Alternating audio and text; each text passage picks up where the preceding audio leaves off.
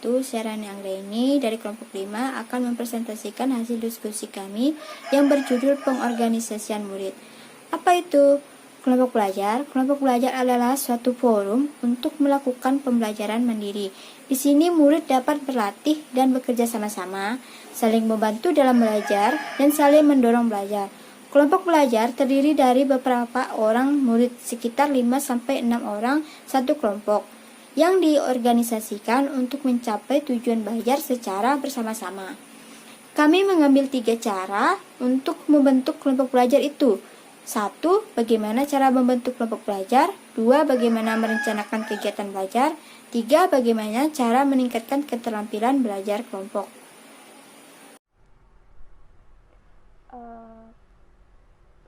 Saya Nurul Utami akan melanjutkan presentasi dari teman saya, yaitu Rani Anggraini. B. Bagaimana memaksimalkan pemanfaatan sumber belajar yang ada agar para murid dengan belajar mandiri.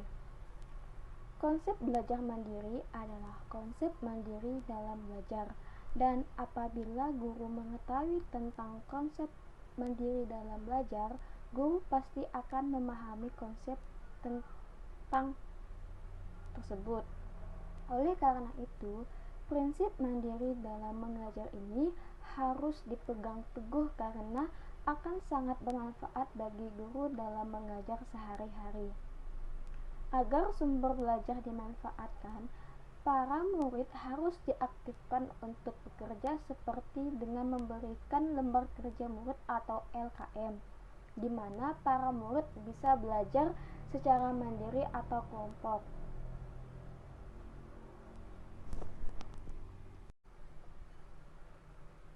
LKM berisi tuntunan langkah-langkah dalam melakukan pengamatan, percobaan, demonstrasi, ataupun simulasi. Kegiatan yang dituntut adalah dari mulai melakukan persiapan, proses pelaksanaan, hasil, dan cara mengevaluasinya.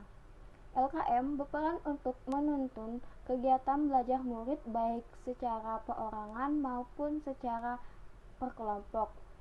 LKM berperan untuk membelajar mandirikan murid sehingga guru yang mengajar rangkap kelas tidak memperoleh kesulitan lagi dalam membelajarkan murid di 2 kelas atau lebih karena murid dapat belajar secara mandiri.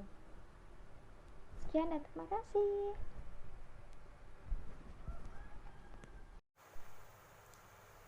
Saya Linda Fidawati akan melanjutkan penjelasan dari pemateri sebelumnya, yaitu bagaimana memanfaatkan sumber belajar.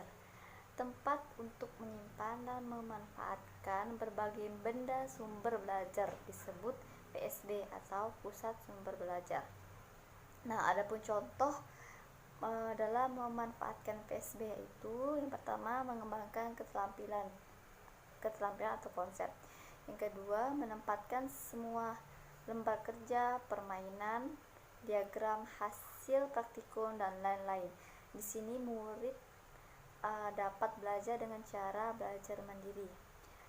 Yang ketiga adalah mengembangkan beberapa bentuk penyimpanan sehingga baik guru maupun murid dapat menghabiskan waktunya untuk belajar di PSB atau Pusat Sumber Belajar tersebut.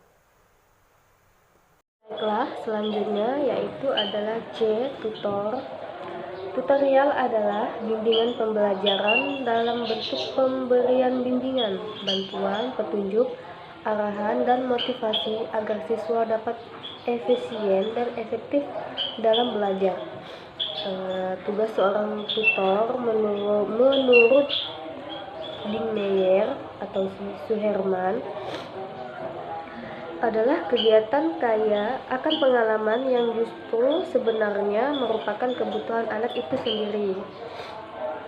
Kelanjutannya, tutor ini terdiri dari beberapa jenis, yaitu tutor sebaya, tutor kakak, tutor tamu dari masyarakat, dan penjaga sekolah. Sekian dari kelompok kami, terima kasih.